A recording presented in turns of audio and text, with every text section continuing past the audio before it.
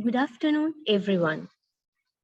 I cordially welcome you all for the first lecture of the short course on cultural linkages towards an Asian ideology. Today, we are focusing on the impact of globalization on less developed countries with special reference to Asia. The agenda for today is such that the lecture is scheduled to be for 45 minutes with a short break of 5 minutes, followed by another 30 minutes of the lecture and a question and answer session. Ladies and gentlemen, may I now have the honor of introducing our guest lecturer, Professor M.G. Kularathne, Professor of Economics in the Faculty of Social Sciences at the University of California. Our esteemed guest holds a bachelor's degree in economics with honors from the University of Pennsylvania, a master's in science in socio-economic information for natural resources management from the International Institute for Aerospace Survey and Earth Sciences in the Netherlands, and a PhD in environmental economics from Queensland University of Technology in Australia. Professor Kularathne has many years of experience in university level teaching and research. In addition to his role as a professor at the University of California, he holds and has held senior positions in projects such as the No Lanka Blue Project, a research project on developing master plans for pre-identified lagoons clusters by the Ministry of Fisheries and Aquatic Resources Development, and the project on rehabilitation of a section of the main line in the Sri Lanka Railways by the UN Habitat, to name a few. His current research work is mainly focused on efficiency and productivity analysis of water resources in agriculture and fisheries and use of solid waste in increasing primary production in Sri Lanka. Sir, we are deeply honored to have you present here with us, and we warmly welcome you to conduct this lecture on the impact of globalization on less developed countries with special reference to Asia. Thank you.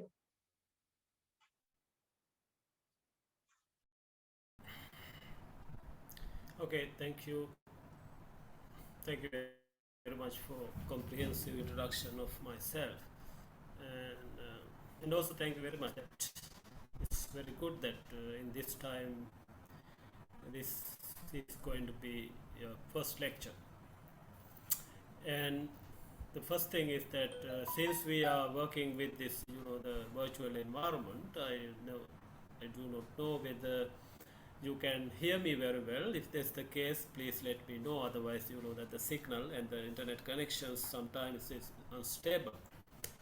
So please keep contact with me, or otherwise I never know what is happening, right? That is the latest development in this country and the whole world.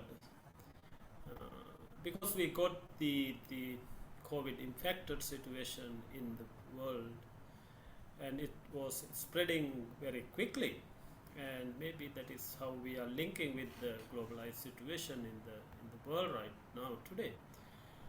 So anyhow, this the topic is going to be the impact of globalization on Asian ideology and community. And once again, I must thanks to the organizers giving me a chance to share in my experience with many people in the audience, and also there are some question and answering section in the agenda I have seen, but still, if you have any serious question, even while I'm talking, maybe you can ask, because there is no any restrictions to discuss if you're really interested in something. Well, the topic is dealing with the short course on cultural linkages towards Asian ideology. And I hope that you will record in the lecture, because I do not want to do it as anyway. I also can do it myself. And you know that the cultural linkages towards Asian ideology, when we get the term of the course, there is very important two words are there. That is, one is Asian ideology, and the next one is cultural linkages. Why these cultural linkages are important to continuation or maintaining Asian ideology. That can be the one side of the whole course.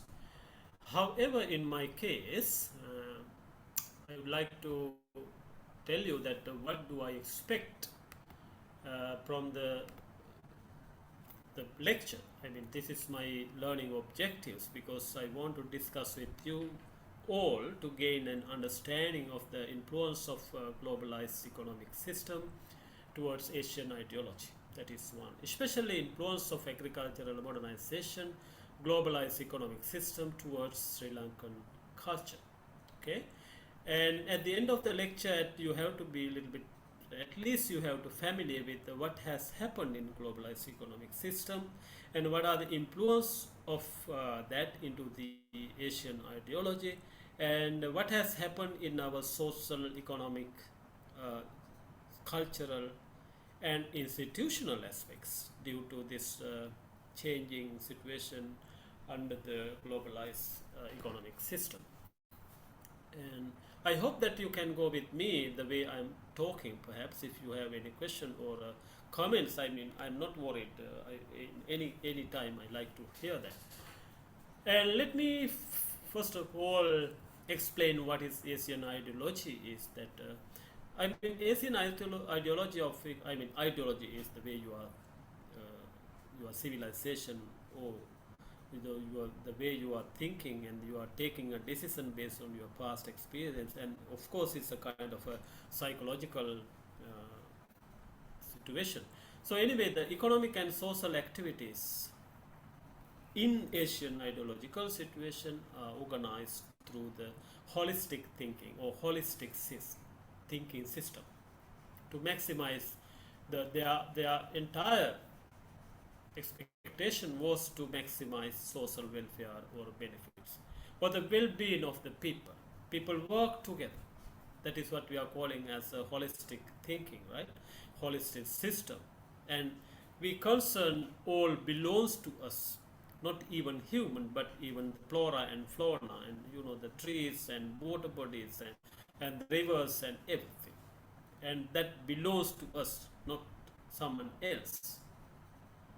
But only thing is, however, right now, we live with the globalized free market ideology. And this is, I mean, we have to discuss very seriously what is Asian ideology versus free market ideology. And the free market ideology is giving an economic activities promoted linear thinking instead of holistic thinking. And the free market ideology is given by Eurocentric concepts, or it has been introduced by the core countries of the world, in the globe, or developed nations. And that free market ideology is basically individualistic thinking. Now, in the beginning of the lecture, I'm asking you to think between these two things. And one way, Asia, we are thinking as a holistic system, thinking everyone as a one. But in free market ideology, our people are thinking one person belongs to him, and the individualistic thinking. Why? Because they want to maximize individual benefits. Now, therefore, this lecture is about holistic thinking versus linear thinking, or a system thinking versus ideology. Thinking ideology versus free market ideology. I mean, the globalization in this time I am put into one basket. That is what we are calling as a free market ideology. Free market ideology is a mechanism which is developed through the globalized marketing system. Okay, And therefore, we are talking about free market ideology was linear thinking system, linear system thinking. So that's the whole about what we are going to discuss next couple of hours, and maybe we can further discuss during the lecture or even at the end of the lecture as well. So Asian ideology of economic and social activities organized through the holistic thinking system, as I told you earlier, in order to maximize social welfare or social benefits. You know that it also comes with the religion perspectives.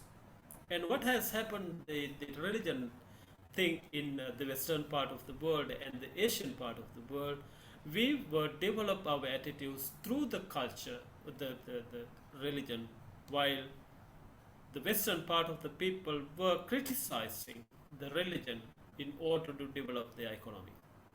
But in Asian side of the people, they are still thinking in a way of what religion are telling us. And therefore our economic modernization was a little bit slower than the western part of the side of the world.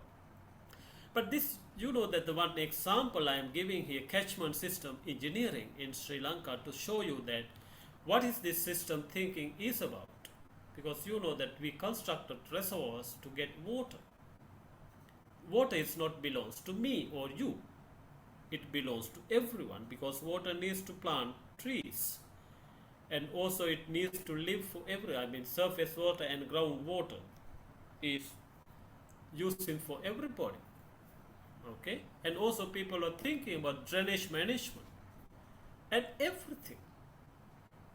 Okay, and this is the kind of holistic system. And I'll give you a very simple example now. Earlier, I mean many years ago in Sri Lanka, people cooked little bit more than what we want because they expected to share with another dough. And that means we want to live with the other people, and we are looking what others are doing and whether they are doing very well. And that is also comes with the religion perspective, because in Buddhism we are calling it as Ubayatta Sangvatati. Ubayatta Sangvatati means you want to be happy as I am happy. Okay, and likewise we were thinking of the not even me but even animals, birds and ants, and everybody should be live in the one system. That is how we organize our society. That is how we organize our agricultural practices and the economy actually. Because why I am very much emphasizing agriculture, because it was our subsistence source of way, or the way of living our agriculture production. So however we live with the globalized free market ideology today, and all the economic activities promoted linear thinking system to maximize individual benefits, as I explained in the previous slides. Okay, and that's the very simple introduction about the topic. And let's see that what is Asian ideology, and once again in a different way. And see that holistic thinking led by Asian ideology practice through the collective action. People work together and lead into a spiritual development. And Sri Lankan context, not even Sri Lanka, but you can see that South India. And they also use in the similar practice very much. And we were thinking about we want to materially develop as well as we want to develop spiritually. That is why in Sri Lanka has a concept of one village, one temple, and one stupa, etc., etc. As a whole, at the end of the day, what was supposed to maximize social welfare, to see the benefit and this whole social capital. I mean, social capital gives a social security for the people, and working with as a collective team through the collective action. On the other hand, social benefits are the promotion of local traditions, customs and culture. And this is very, very important because we are coming under informal institution. Their institutions are two forms. One is informal institutions. The next one is informal institutions. Formal institutions are the documented rules and regulations, which is leading whatever the institution. But informal institutions comes under tradition, customs, culture, and all these things come with the traditions and the beliefs. That traditions and beliefs are developing a cultural practice of ours. Okay, and this culture is improvement of the community's image and fridge pride actually mainly promotes informal institution in order to maximize social welfare. People were respect to each other, and also we had a self-esteem, saying that we did something ourselves. That was the fundamental fact of Asian ideology what we had in Asia.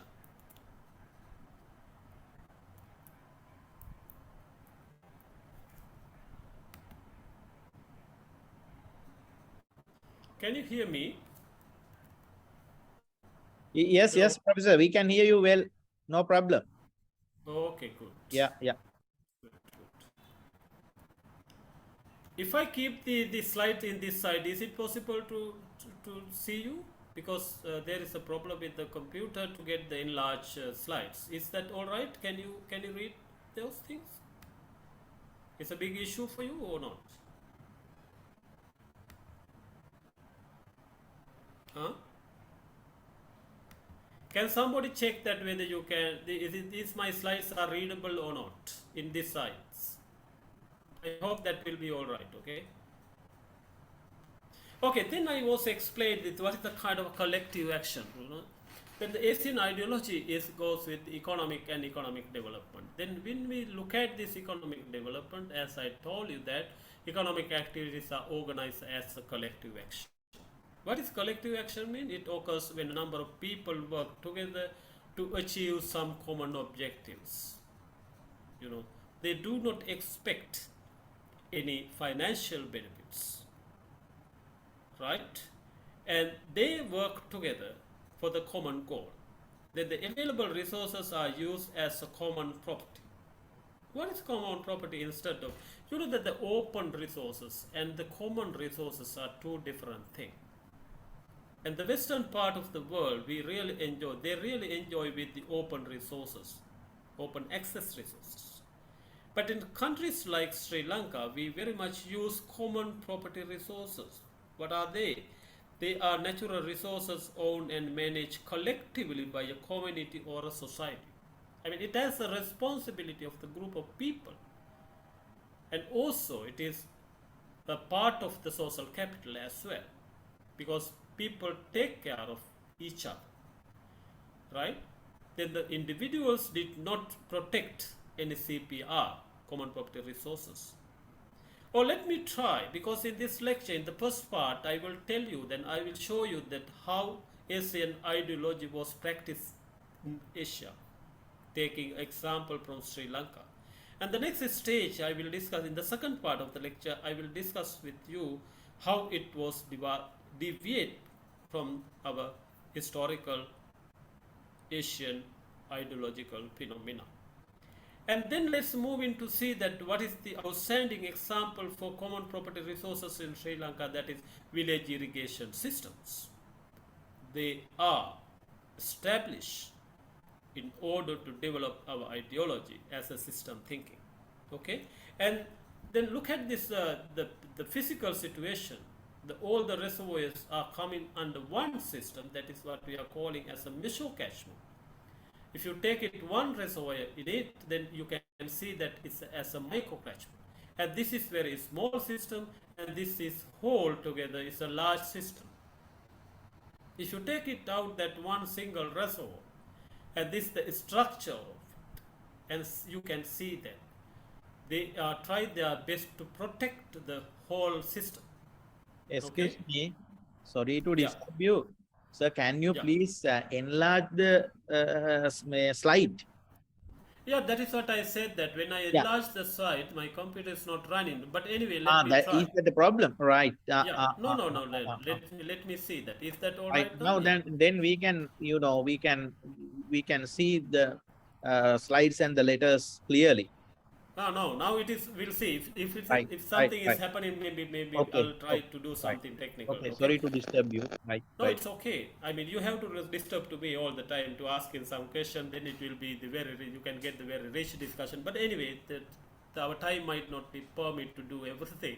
We'll manage everywhere, anyhow. So you look at this system is now, they are working with the forest, okay, and there are trees and everywhere. And the tracks are there, agriculture, paddy fields, and I mean, let me show just what is the layout is about. There are many things. But let's move into the next slides and let's see that what this system is telling us.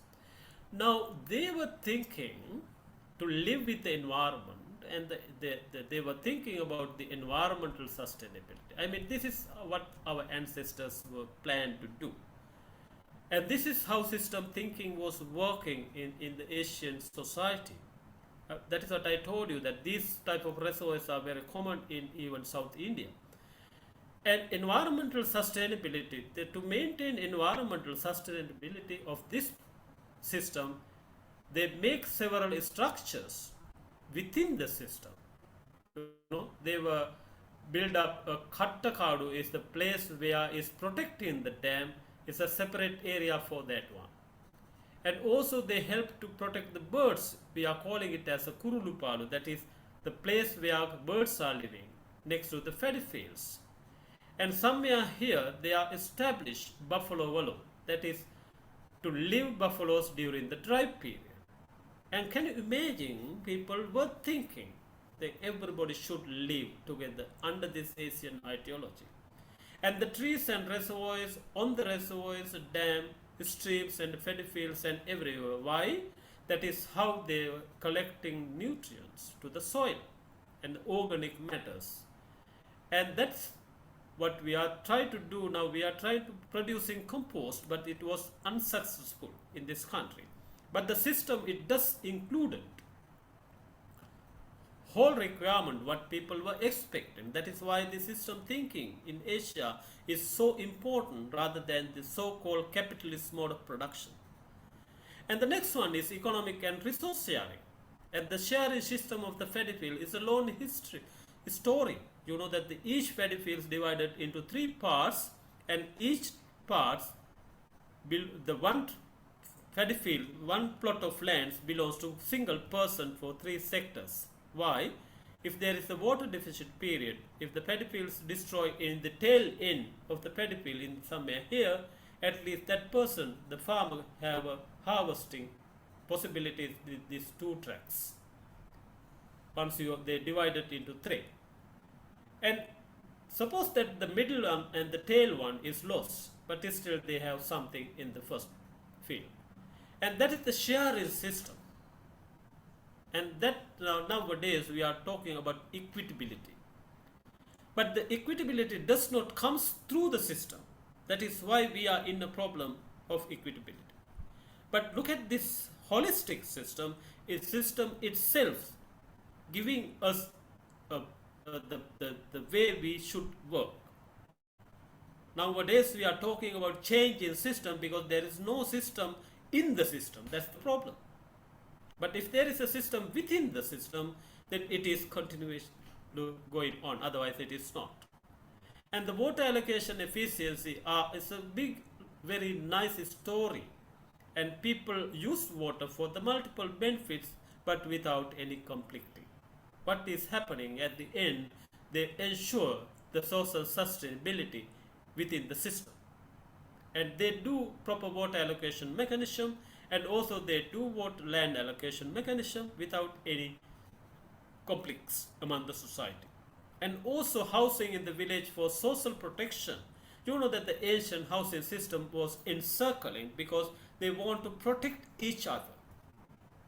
And also they ensured the food security. I will explain the next slide how they were make sure the food security itself.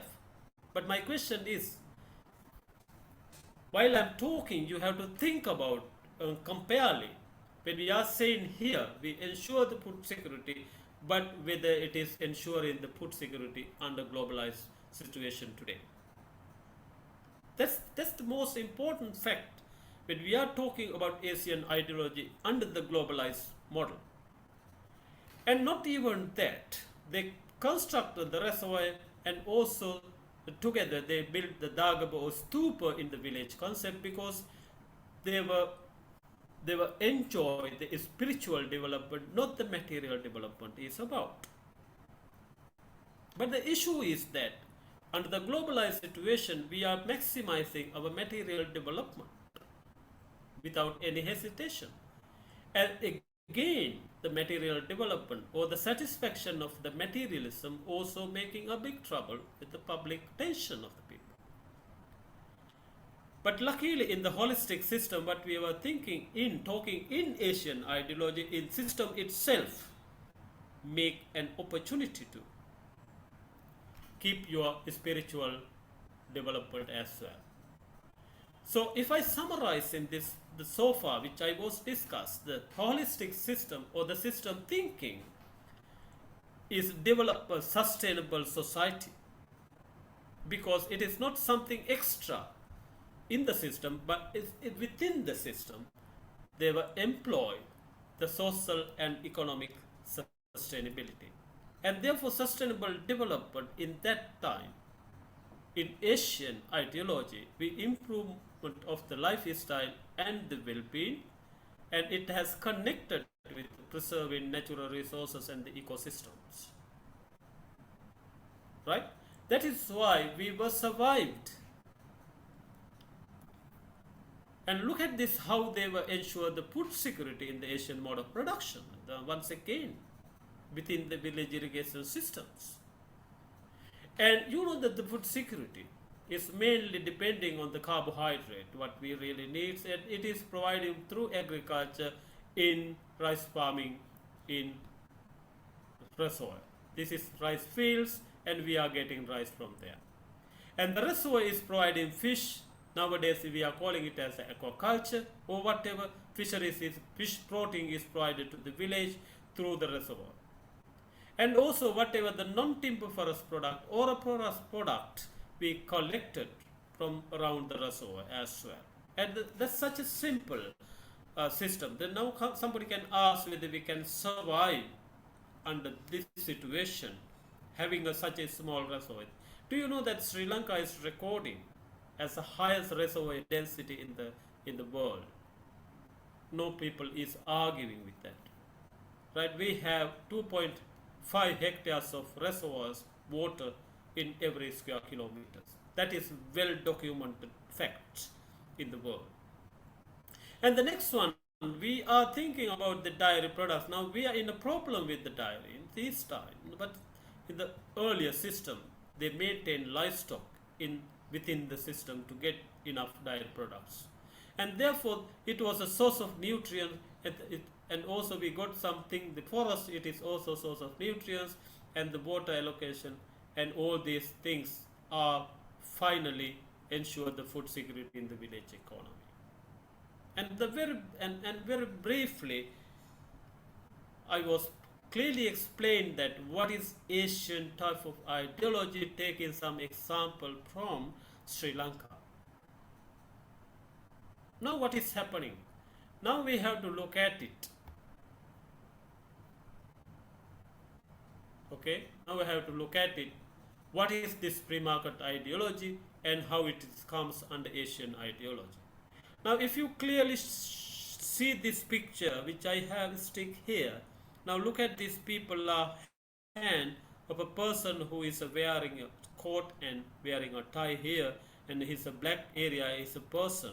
He is handling everything on his hand, and you know that there is some increase in trends, and also it is decreasing or a stagnated trend there, and people are talking, etc., etc. And this picture is giving what has actually happened to the Asian ideology in the globalized market economy.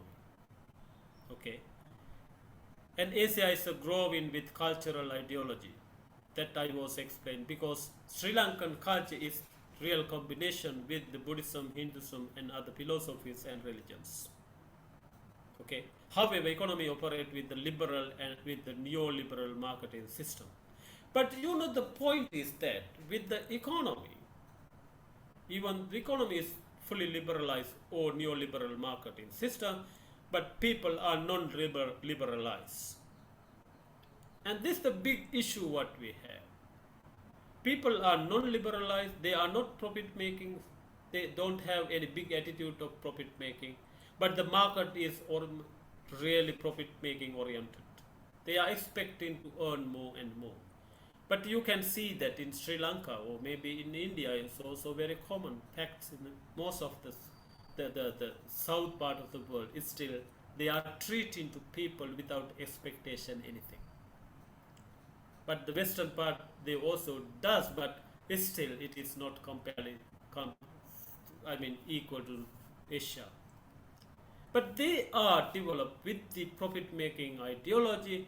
We are making with the non-liberal policies. That means we do not work to earn more profit. And even our literature that is clearly explained, those sort of things are enough. But we have to have a good idea of those things. But the big issue is the dilemma of Asian ideology and pre-market ideology on development decision making in Asia is problematic.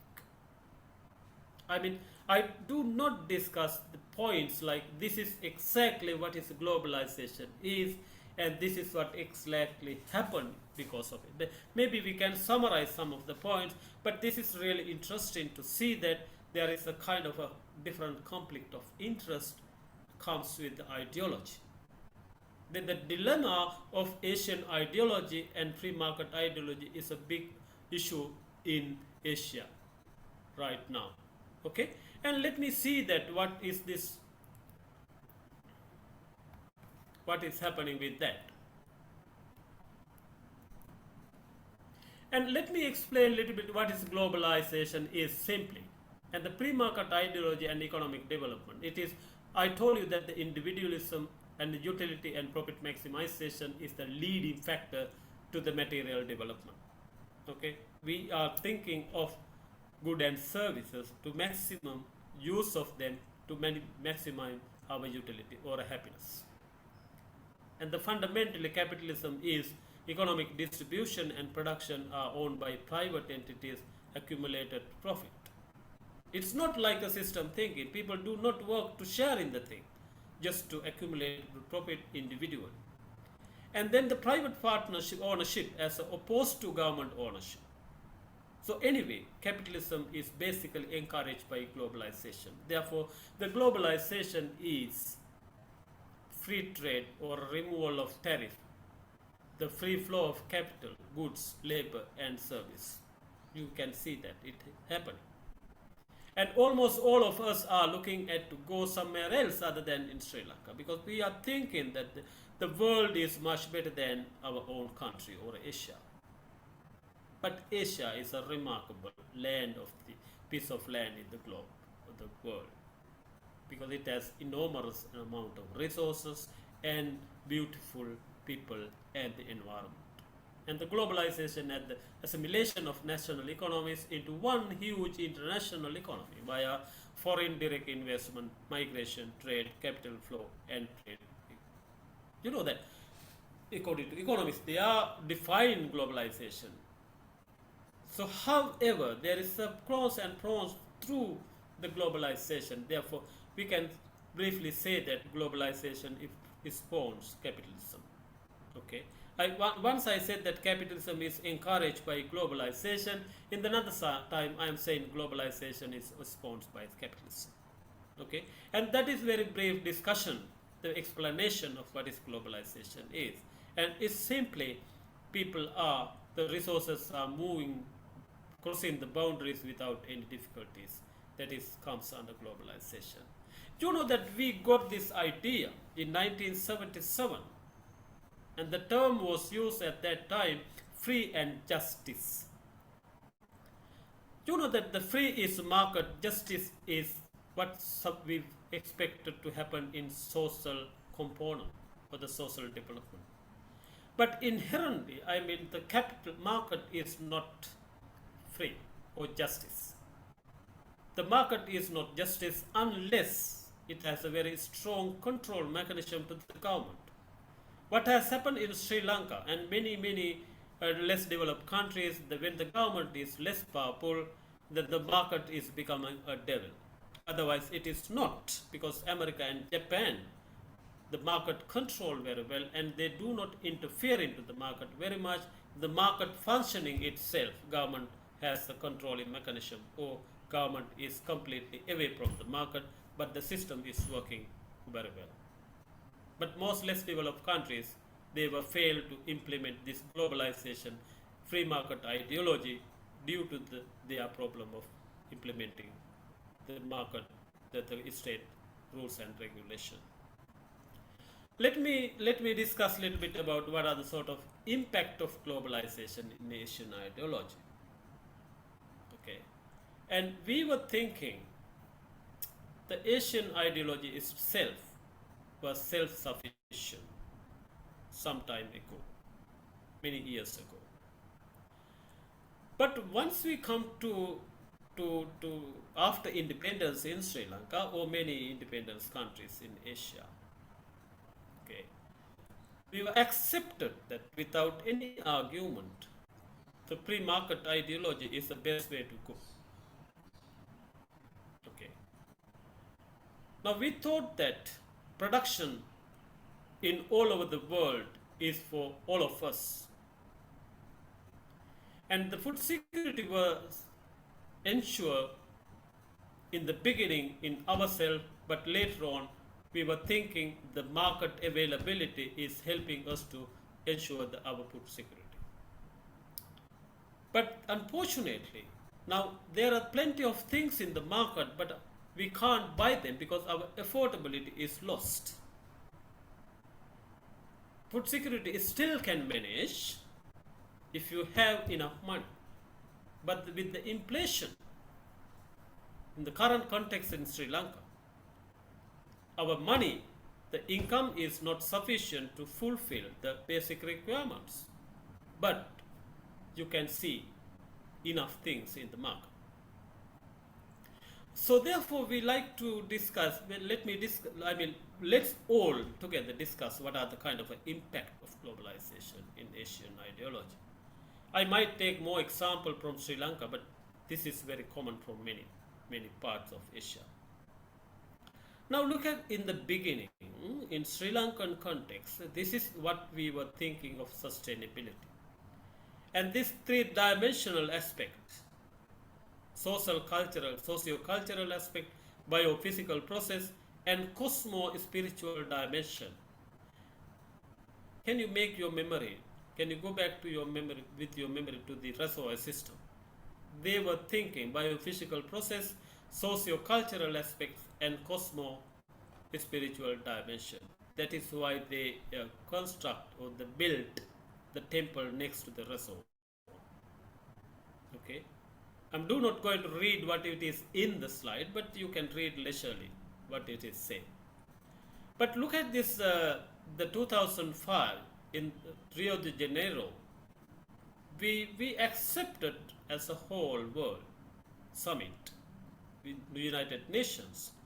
And this sustainability should be social development, economic development, and environmental protection. But where this cosmo-spiritual dimension, it is not there. But Asia itself were thinking the spiritual dimension of the sustainability is most important things, because at the end of the day, whatever we use or consume, we have to happy ourselves. But social development, people suppose that everything is in it, but exactly it is not. That is why in Asian ideology we keep it separately, socio-cultural aspect and the spiritual dimension separately. But this number one is the dilemmas of sustainable ideology, sustainability. We have a different understanding what globalized sustainability and what is Asian sustainability is for. And not even that. And the capitalist mode of production is promoting us to produce more and more and more, because it encourages demanding for material things. So what is production means? Production is entirely transforming natural resources into goods and services. Okay. So the profit is the psychological kind of a thing, satisfaction, having more profit. To get more profit, they have to transform more natural resources into goods and services. On the other hand, consumption is increasing the utility. So increasing utility, then you have to consume more goods and services. In order to get more and good service, more and more goods, the producer should produce more and more. That means they have to transform more and more natural resources into goods and services. And do you think that this transformation process is helping us to go for sustainable resource management? Why? Our spiritual control is not there. Unless it is not there, then we will end up with resource scarcity. Having that understanding, that is why Asian ideology was thinking of cosmos spiritual dimension is very important, managing biophysical and socio-cultural aspect in the context of development. Okay, and that is number one. Then what has happened to Sri Lanka with the modernization of agriculture? Oh, this also part of a globalization impact. And the transformation of Sri Lankan agriculture, I mean, it's not limited to Sri Lanka and many Asian countries, Vietnam, India, and some African countries were applied Green Revolution. What is Green Revolution? The technical, biological, chemical, institutional transformation of agriculture we are calling as a Green Revolution. And also we have a Blue Revolution, same thing has happened in the fisheries. And also we have a White Revolution, it is the same thing has happened in the dairy industry. And somehow we are practicing Green Revolution, White Revolution, and Blue Revolution as well. So fundamental facts of the Green Revolution of movement to increase yield by using hybrid seeds. Nowadays you can't see Sri Lankan type of seeds in anything, but many of them are come from either from Malaysia or somewhere else. And these seeds are required, hybrid seeds are required, well-managed irrigation system, and also fertilizer, pesticide, and kind of a mechanization necessary, because the cropping season became a very short period of time, like 4 months time. In order to cultivate next season, then we have to use mechanization and control pest, and then we have to use pesticide because hybrid seeds are required. And the fertilizer is maybe it's one way of results of mechanization, because we use heavy tractors to get the mix in the soil. And there is a story, we should not use such a heavy tractors in order to preparation of the soil in the pet fields. Okay, there are some more things to discuss, but we can very briefly we can discuss those matters, and then later on you can think a little bit more. So what was happened in attempt by agriculture scientists to eliminate hunger by improving crop performance? You know that the hunger was a big issue with the population. Why? Earlier we had more population in countries like India and Sri Lanka, China. But unfortunately, with the mechanization, labor intensive mechanisms were very much capital intensive, and therefore we assume that having more people is a problem. So therefore having more people can make some hunger in the world type. So then the population was a barrier in globalized situation. Why? Because we are using more mechanized equipment, people has to do us very less. Therefore we have to maintain more people having a mechanization.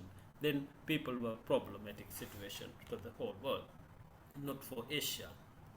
And let's see what are the impact of Green Revolution. I mean, Green Revolution of part of the globalized process in agriculture.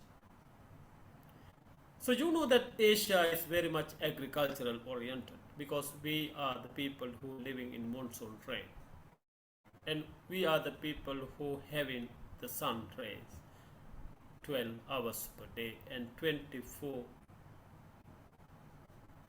months per year. We don't need to worry about wearing wristwatch because we can see the sun every day. But unfortunately, with this revolutionary mechanism, what has happened, poor countries cannot always afford to machinery, seed and fertilizer. Because agriculture was not very much commercial industry in the beginning. And that is why when Robert Knox is writing his books in Sri Lanka, he could not use cultivation term in English for the Sri Lankan type of agriculture because he used new word and add to the glossary, English glossary, called aswatumization. Aswatumization is not equal to cultivation because that is a two different thing.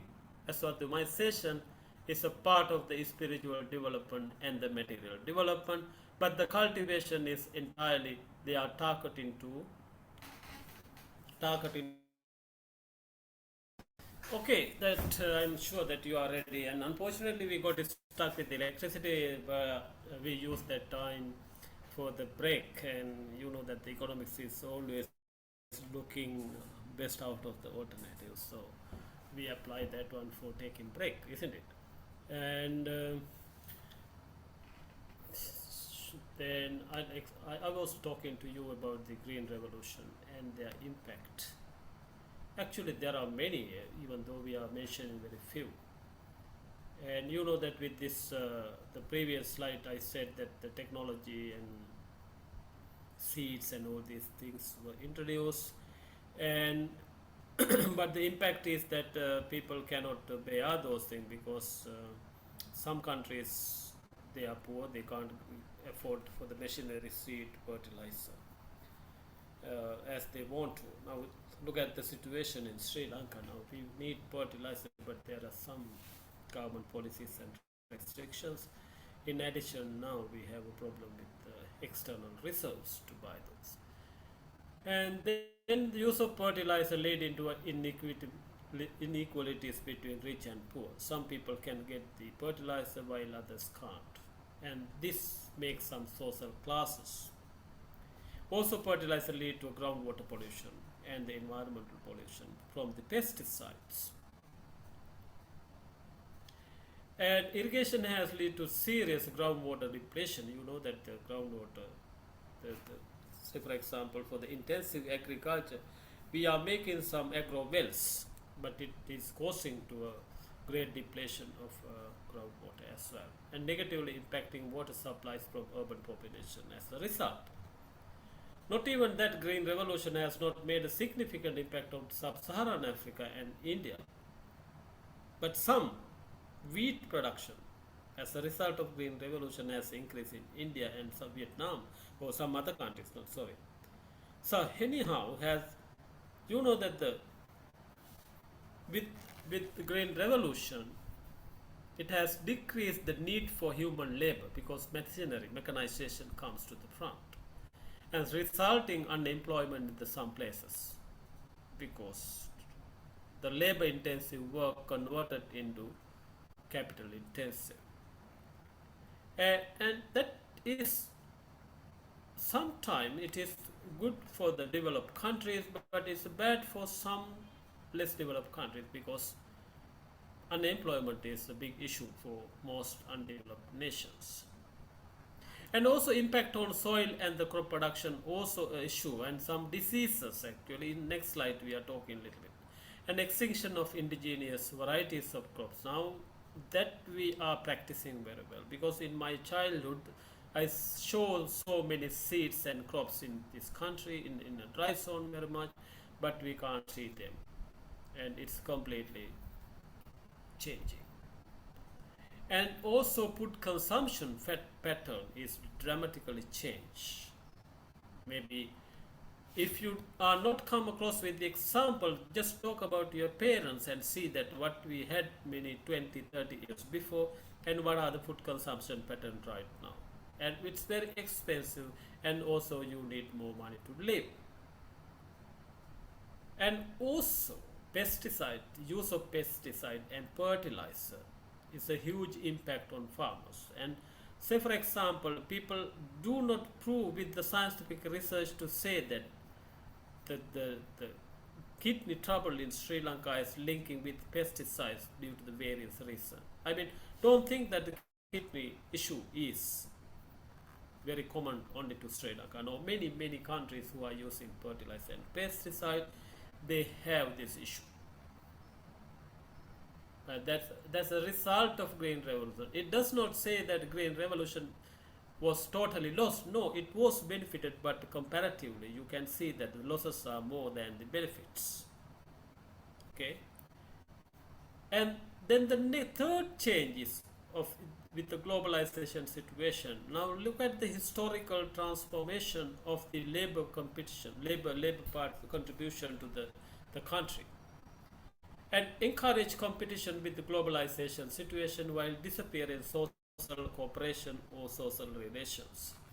Let me briefly explain kind of a historical transformation of labor in this country. Pre-independence, the country's labor contribution were very much cooperative. People worked together. As I told you in the beginning, it was a collective action, and people did not contribute labor to earn money, but they cooperatively work. But after independence, within the independence period of time, they make some commercial labor in the state sector, bring in some workers from India. Then the people realize that the labor has a value and they can sell it, and it's a gradually moving to cooperation into state dependency after independence. You know that the state was taking care of the people and saying they establish what you call state welfare state concept. Then the government provide many things free of charge. During that time, we had a good international market for the rubber, because you know why? There was a Korean War. And as a result, we were starting to depend on the government, and that is comes up to 1977, but still it is going. And after 1977, the cooperation labor and state dependency converting into competition, because we got free market ideology directly, and the overall socio-economic transition in this country is developed individualism through competition. Okay, and that was the impact of globalization to the labor market in this country, and this is the historical transformation. Now you have to find a labor for money, not for cooperation. Now we are very much market oriented rather than welfare oriented, and this is entire results of part of the globalization practices in the world. And I also happy to look at that the labor substitution changing family structure and disappearing responsibility of the society. And that is what has happened social cultural value and also for the social capital. And this is the biggest irreversible challenge in Asia with respect to globalization. You know that family members assuming 6 to 4 in the family in Sri Lanka. And mother, father, elder son, daughter, young, etc., etc.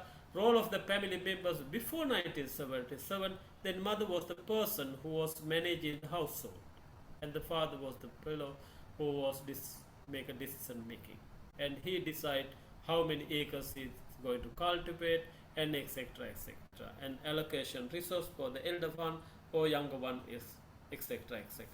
You know that the many kids was taken care of by the elder sister of any family, even though mother was delivering the babies. And that was happened actually, and the young elder son was always supported to his father, and that was the system we had before 1977. But with the globalized social changes, people got an opportunity to go abroad and making a foreign employment, then the government forces and the government factories, etc., etc., etc. Then the woman involvement in jobs were increased after 1977. Then manager was converted into decision maker and the decision maker was converted as a labor or a manager. Can you imagine if a company, if he lost that manager, what is happening? That is what has happened to our family structure in Sri Lanka. I mean, this is very many. Uh, Even though we are not going to develop a theory, but that is exactly happened in the ground. And the elder, then the number of family members was limited nowadays, then they are limited for 2 or 3 maximum, and they are, who are the people with less soft skills. And even some of them are looking for a job very soon, either government forces or government factories, or otherwise they are trying to go abroad. Now this situation is more aggravated with the current situation in Sri Lanka as well. And very briefly, let's see that this is the transformation of the society or a role of the family members between 1977 and after 1977. I also want to show you that the different thing, once again, you know that the country's development decision making process with the globalized situation or pre-market ideology. You know that in Sri Lankan development process is decided by the democratic decision making process in the parliament, and the civil society is there, and whatever the things are implementing in the market. Even though our time is not permit us to discuss each and everything, you might understand our democracy and the market is malfunctioning, because it is, democracy is very expensive, and also it is very much maintained in the interdependence economic policies, which is whatever the things we are taking from outside rather than generating inside the country. And this disappointment in South Asia due to decision-making process of development is utterly failed, because we are expecting maximizing welfare through the competition, but it's exactly what is happening is in the other way around. And therefore our market is not fully efficient, and our decision-making process is not efficient. Why? We always try to challenge with the market mechanism, because whatever the decision we are taking, it is applied in the inefficient market, which is not successful journey to the development. Okay, and that's also a part of the globalized situation, because that we are very much depending on the international loans, and the international loans, I mean supply or providing international loan, is also part of the globalized development process. And then the resource imperative is, now we can see very much, very clear, because developed countries need natural and human resources from the less developed countries. You know that we are getting green cards and some other facilities, etc., etc.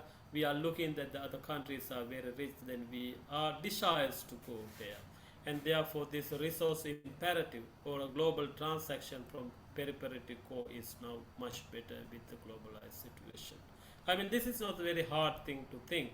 If you ask your question yourself, what you want to do after your degree, then you might think that you want to go somewhere other countries where the facilities are good. Now we are spending a lot of money for your education and health, then you are leaving the country taking all these things, and those countries, they no need to worry about spending money for education and health, that they are getting free of charge from less developed countries. Okay, and the less developed countries need capital and technology from the developed nations, brain power, assuming that they do not have anything. And also developed countries, economies are increasingly depend on the natural and human resources of less developed countries. However, growing interdependence of the nation and their activities on the other fostered by the depletion of natural resources as well as overpopulation. Okay, and that is also a part of the globalized situation. Now you know what has happened. New path to sustainability in globalized system is, they are talking about putting it all together. Now have a look at, and the cosmos spiritual dimension and social cultural uh, uh, aspect was the initial Asian ideology. Even though in the new sustainable model. It is not directly talk about this cosmos spiritual dimension. They add one more into the whole system, that is cultural diversity. The cultural diversity comes with the socio-cultural aspect, and also it can be think somehow spiritual dimension is there. But I want to tell you that Asian ideology, which has developed in many hundred years ago, we were concerned what we want to have today, even many years ago. Okay, and then these are the things what we are thinking in a globalized economy to have a sustainable society. We have to respect and care for the community of life, improve the quality of human life, conserve the earth's vitality and diversity. Let me go back to your memory and ask whether our reservoir system, did they ensure all these sustainable principles of a society? Think about that one and keep within the earth's carrying capacity. Change attitudes and practices, enable communities to care for their own environment, and they provide national framework for. You know that they create a global alliance, and many of them are. We were concerned in our village irrigation systems or whatever the system thinking in practice in Asian ideology. Okay, and therefore we have to look at in a different dimension. You know that the almost all of the problems with the globalized situation can be categorized into three. I add few, but you can think more. And this is where we are feeling how globalized situation is treated into Asian ideology. In this table, I separate into three columns. And these are the issues what we feel based on the democratic related issue with the globalized situation. Maybe you can ask any question at the end or even now why we are saying so. Okay. And also the second part is that the development related issues with the globalized situation for Asia. And the third one is market related issues with the globalization. This is what we feel. This is what normally public feel. They do not understand this can be a part of the issue of the globalization to Asia, but this is what exactly we happen. For us, it is happening. Now, aging is a big issue for this country because we are getting old and there are many aging old people in this country near future. But you know that in Sri Lanka we had a civil unrest several times. In 71, 89, now again 30 years of war, and even right now we have a youth uprising and aging issue. And these kind of things are leading to a aging problem in this country. Okay.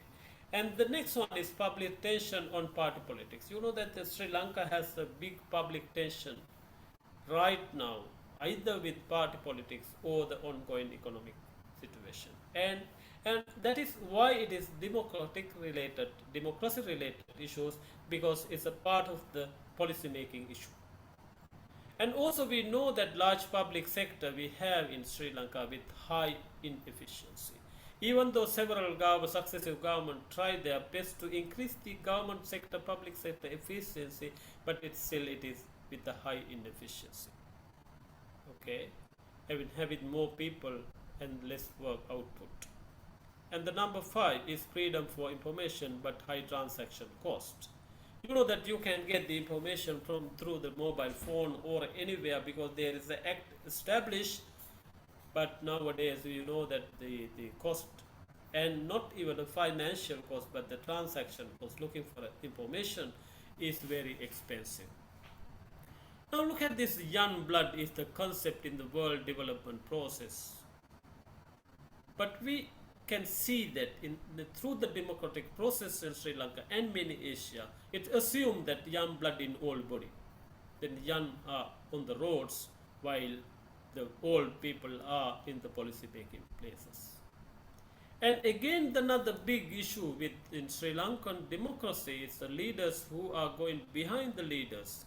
Then where people should go, there are many leaders, right?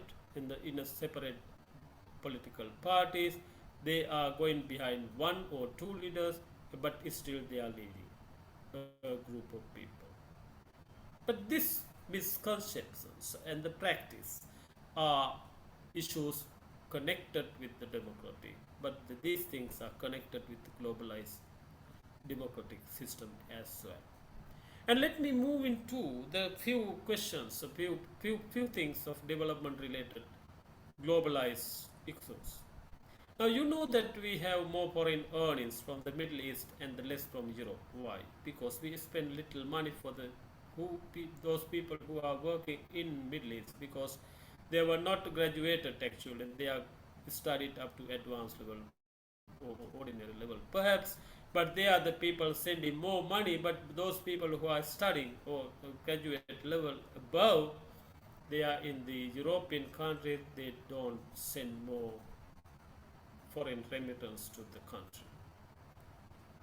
That is what development, because we allowed to mobilize the labor the way they like under the globalized situation. We spend for them, but they are living. I mean, I don't say that it's a bad thing, but it's still there should be the benefits for the people who spend that money. That is public money once again, and don't think that I'm blaming that. You know that there should be a mechanism to recover whatever you spend. And the second one is more for education, but for more brain drain. You know that we are spending, even the university people asking 6% of GDP for the education. But where is the plan to stop them and absorb them into the development process in Sri Lanka? Maybe not. So as a result, many people are leaving the country. Nowadays, it's an aggravated issue. And that is also a part of the development related problem, what we feel in the society. And also more women employment, less family satisfaction. You know why we are employed? To get more money, to get the material thing, and to be happy. But the women employment is increased after 1977, but many families are in dissatisfaction because mother is not at home and the father is terribly damaged. And the kids are wishing to have motorbike and mobile phone, they don't go to school, that the whole society is going to be collapsed. But you know that the holistic system will maintain each other very well. And even more teachers, labs, less creative people. No, more tech actually. Technology is very advanced. Even sometime we are going to get the tabs, less creative people. People do not creative. And nothing can be done with the science because people are not creative.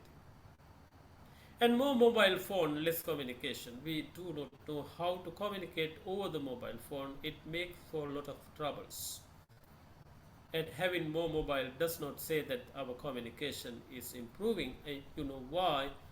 Most developed countries in very recently, they use three poles to develop. That is communication, information, and transportation. And their communication is very rich in organizing as an entrepreneurship. But in Sri Lanka, you can see that number of cases in the courts are related with the mobile phone, Facebook, etc., etc. So that is a kind of development issues. There are many actually, I can't put them into this table, but I kindly ask you to think in this way and just feel what sort of issues you are feeling with the modernization or globalization and our society. Let me finally move into the market related issues. You know that we like elephants actually. Whatever the research we've done, many people like elephants even though they destroy everything, but still they love elephants. But the point is that but they eat our salt and kill us. Even though we like, there is no way to protect, and we are clearing the forest areas to cultivate more and more because it has a good market. That the market is helping us to clear in the forest, but still there is no place to live for this wild animal. They are hitting us in the even in the day and night. And the second point is more vehicle and late arrival at home. It seems that the importation of the car is a good thing, and even having a vehicle is also very good. And you can see the roads, there are plenty of cars and vehicles, but you can't come on the time to the home because it is heavy traffic congestion in the country. And that's what we are calling either market or development. People might say that when we have more cars in a country or a house, look at these people are very rich. But that what we are calling as a road bias development, as Robert Chalmers was explaining in his put in last and first book. So anyway, look at that the country is a market is well developed somehow. Many people are tending to selling the things.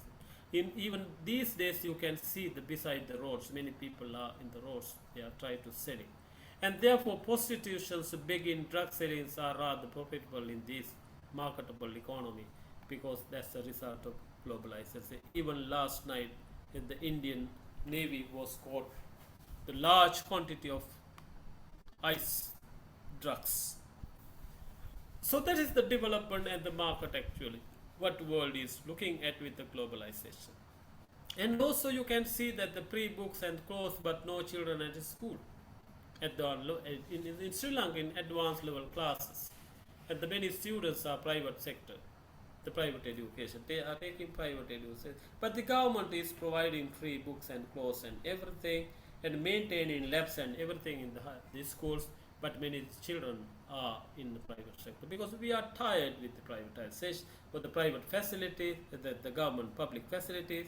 We are still happy with getting things in money. And the number 6 is say that more education facilities in state school and more tuition classes.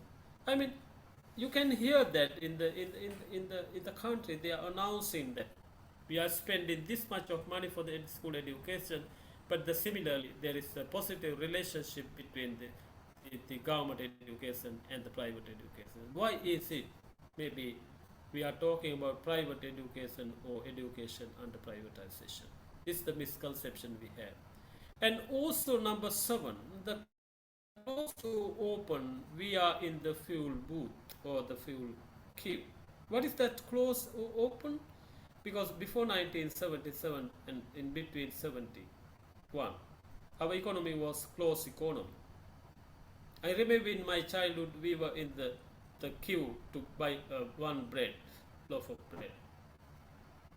Now then people blaming that because of that is closed economy is making such situation, then therefore in 1977 we opened the economy, but we are still in the booth to collect the things.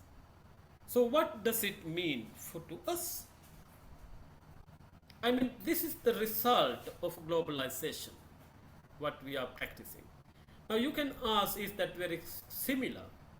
Many countries in developed nation, whether the impact are similar for the developed nation. No, that is a different story because they are maintaining, they are controlling, they are maintaining, they are working together with the market and the government, and they are managing very well. But countries like Sri Lanka and other less developed countries, they are impossible to tolerate with the globalized waves to manage their economics. And in conclusion, however, overall impact of globalized economic system damaged Asian social, cultural, economic and environmental system, and therefore there is a way to get rid over. That means we have to rethink for new development model for Asia. Okay, and otherwise globalization have to control with the strong mechanism with the collaboratively with the government. All right, that is the whole thing. I was summarizing. I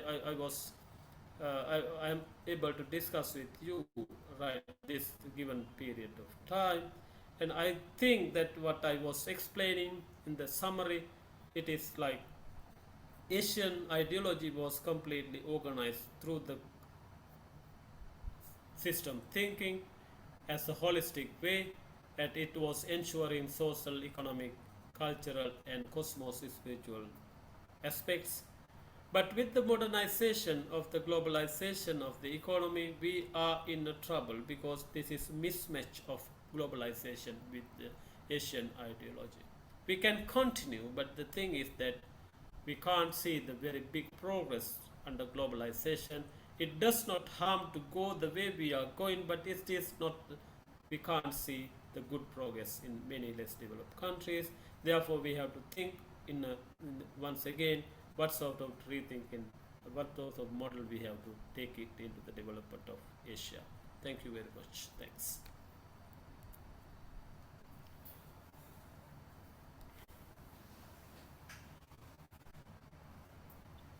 Thank you very much. Thank you, Professor Kularathne. Actually, it was very interesting and informative lecture.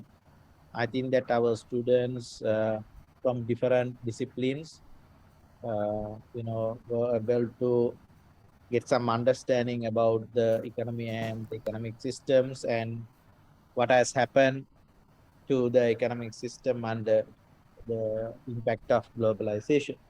So I think that our students have many questions. So you can freely uh, unmute your mic and you can ask the question or you can give your comments. Or you have another option, you can use the chat box and you can put whatever the question or chat box, question or the comments via chat box. So it's over to you, students. Please feel free to ask any question or give any comments. Yes, please. So,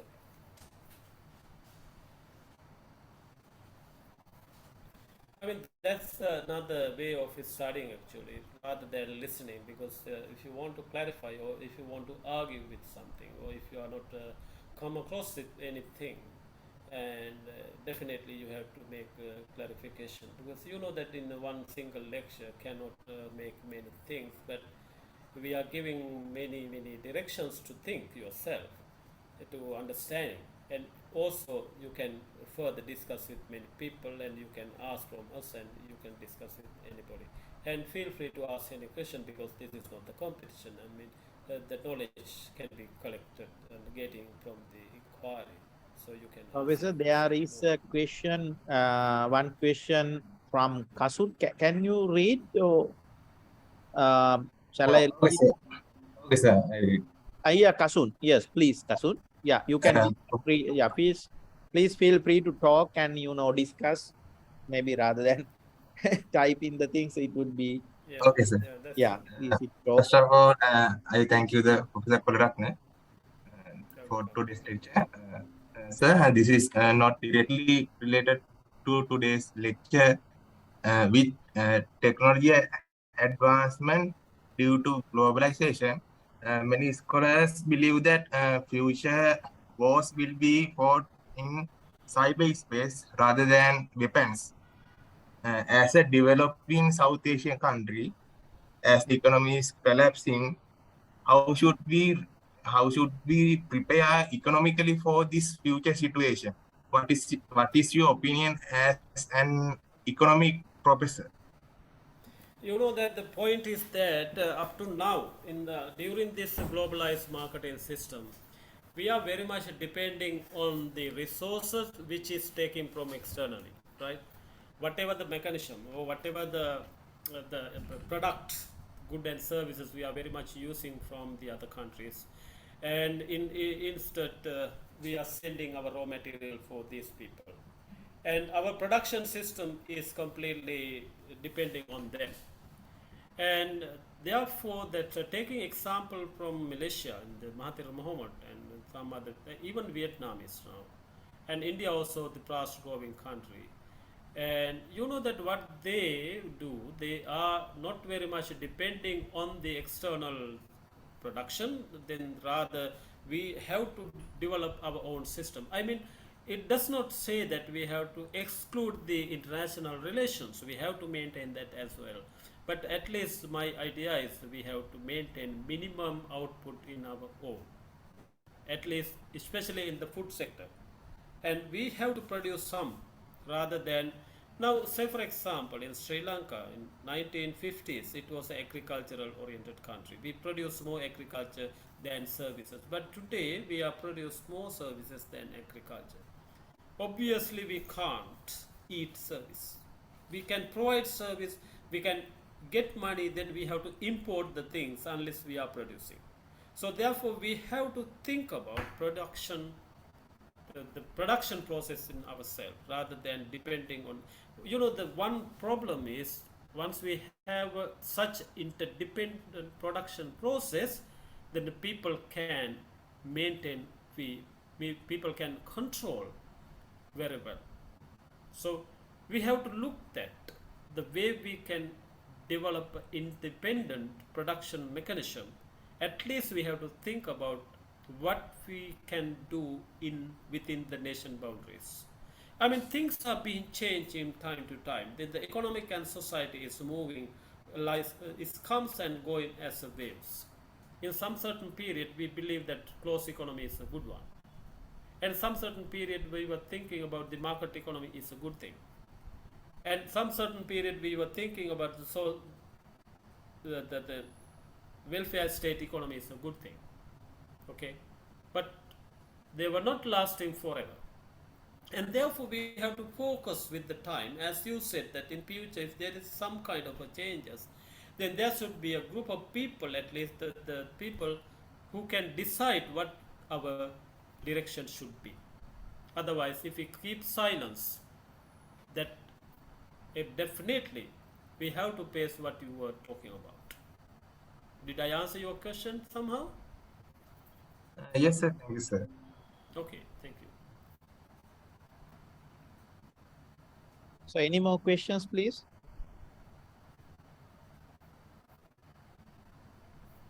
Yeah, please feel free to ask anything, maybe related to the topic or related to the current economic situation in Sri Lanka.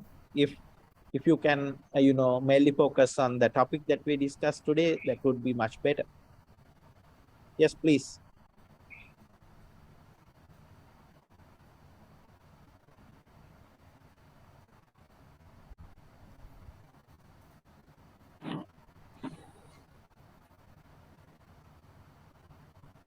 You know that basically we were focused on economy, but it's still engineering, medicine, technology, and almost all of these things. We are interdependent with the global market economic model.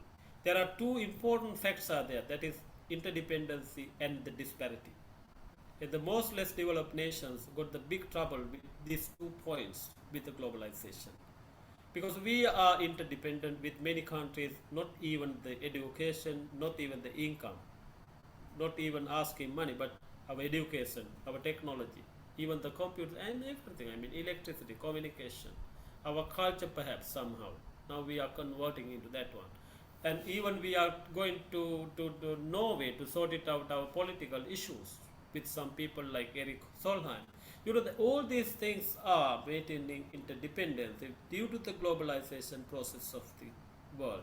In addition, if you get the different countries, they have a different income and the other social cultural aspect, and that we are calling as a disparity. If you get the country like Sri Lanka, in not the situation in Colombo we have much similar to the situation where we have in Hambantota and somewhere else, very remote areas, and that is what we are calling the vertical disparity. And the countries wise, we also have a horizontal disparity as well. Okay. Yeah, based on those things you can ask anything, because it's good to discuss rather than listening, because then we might say more information rather than now we are thinking this is good for you, but now you can ask what good for you.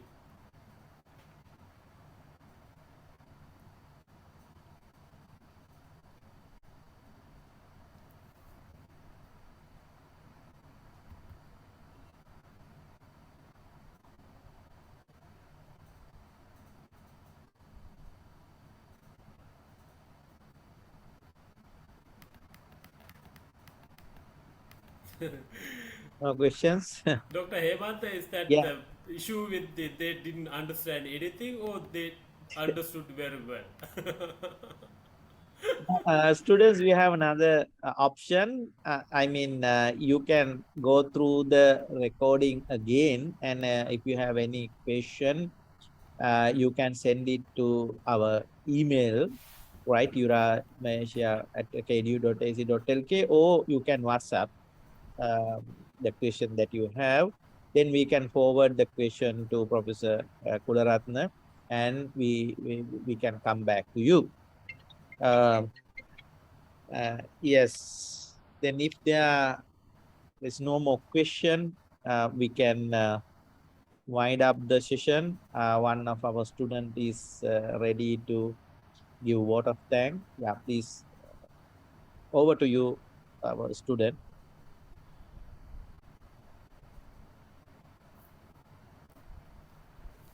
Good evening, ladies and gentlemen.